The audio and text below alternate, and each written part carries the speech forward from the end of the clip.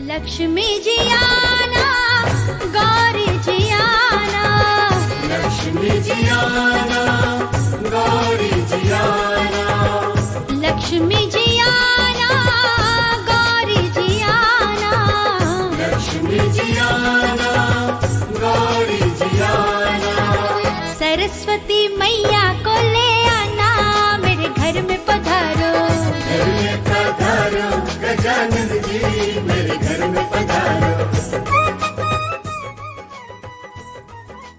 ओम शांति। जैसा कि हम सभी देख रहे हैं, श्री गणेश जी विघ्न विनाशक है। उनके मस्तक पर डबल ताज और उनके चारों भुजाओं में 4 अलंकार है। एक हाथ में फरसा, दूसरे हाथ में कमल पुष्प, तीसरा हाथ वरदान देता हुआ और चौथा लड्डू। इन चारों अलंकारों का अगर इन चारों अलंकारों का अगर आध्यात्मिक अर्थ देखें तो निसंदेह महान गुणों की ओर हमें आकर्षित करते हैं। कुछ न कुछ हमारे जीवन की कमियां ही हमें सफल नहीं होने देती है, आगे नहीं बढ़ने देती है, विघ्न के वशीभूत कर देती है और विघ्न को क्रिएट करने वाला बना देती है। गणेश जी के हाथ में फरसा, यानी कोई न कोई मनोविकार हावी हो उसे ज्ञान के अस्त्र से काटे। मन में कभी वार करता है कोई भी नकारात्मक कर्म करने का संकल्प, उसे वार करने के लिए फ्री नहीं छोड़ दें, तुरंत उसे ज्ञान से काटें। जैसे हम सभी देखते हैं, माता कैकेयी श्री रामचंद्र जी को सबसे ज्यादा प्यार करती थी, लेकिन मंथरा ने उन्हें उल्टा सुल्टा कुछ न कुछ भड़काया और माता कैकेयी ने उससे अपना संबंध नहीं तोड़ा। पहले उन्हें उसकी बात नहीं जची, लेकिन फिर भी वो सुनती रही, तो असर हुआ ना। हम भी अपने मन में कोई भी नकारात्मक बातें, चाहे किसी पुस्तक में पढ़ के या किसी न्यूज़ में देखकर या सीरियल सिनेमा या किसी और स्रोत से, हम मन में नहीं आने दे ऐसी बातें। ज्ञान के अस्त्र से उसे काटे। अगर मन में आ भी गया तो कर्मणा में ना आने दे। ये बहुत अच्छी तरह से ध्यान दे।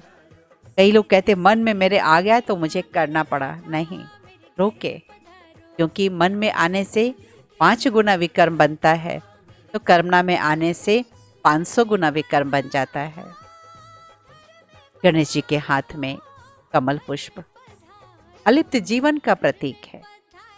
कई बार हम अपने आसपास की परिस्थितियों का, जो नकारात्मक परिस्थितियां हैं, उसका चिंतन बार बार करते हैं और बहुत गहराई से क्यों, क्या, कैसे में चले जाते हैं, अनावश्यक इंटरफेयर करते हैं और इसके कारण हम अलिप्त नहीं रह पाते।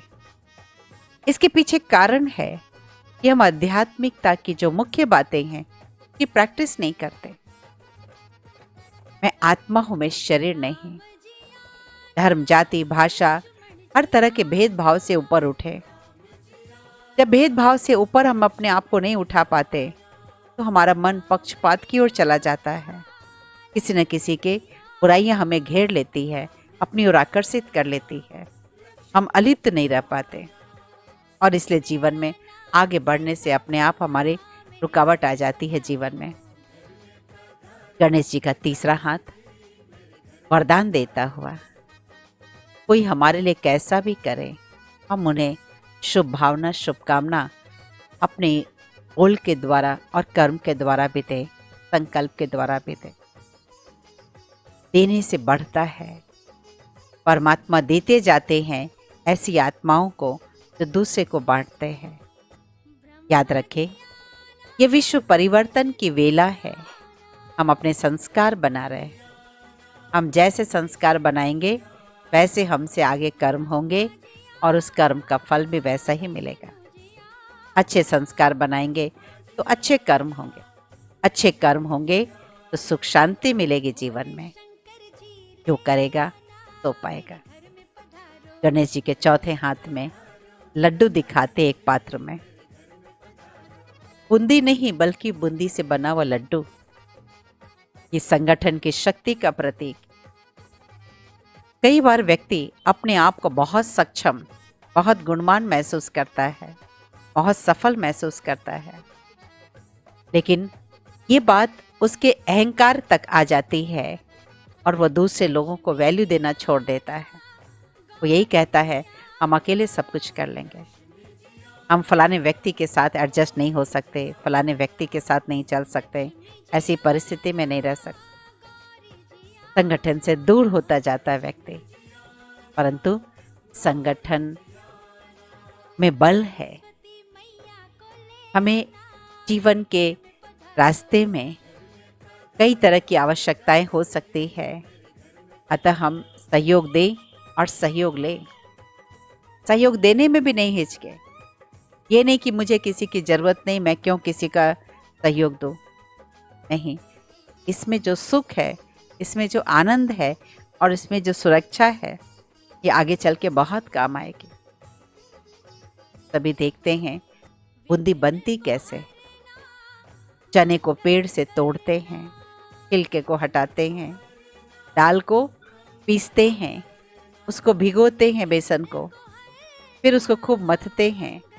इतनी परिस्थिति से गुजरना पड़ता है उसे, फिर भी परिस्थितियां कम नहीं हुए।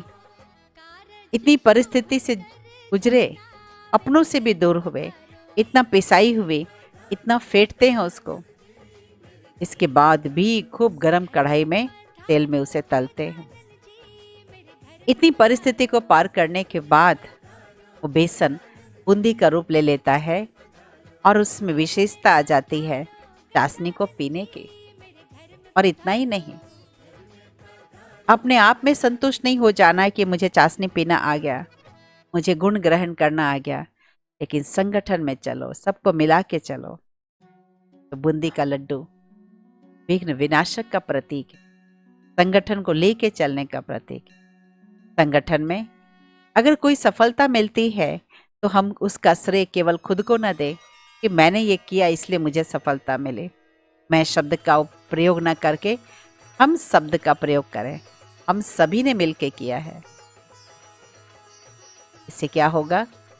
संगठन की एकता बरकरार रहेगी और जो भी कोई जीवन में विघ्न आएंगे उसका सामना संगठन के सभी सदस्य मिलकर कर सकेंगे। बहुत बहुत शुभकामनाएं। ओम शांति।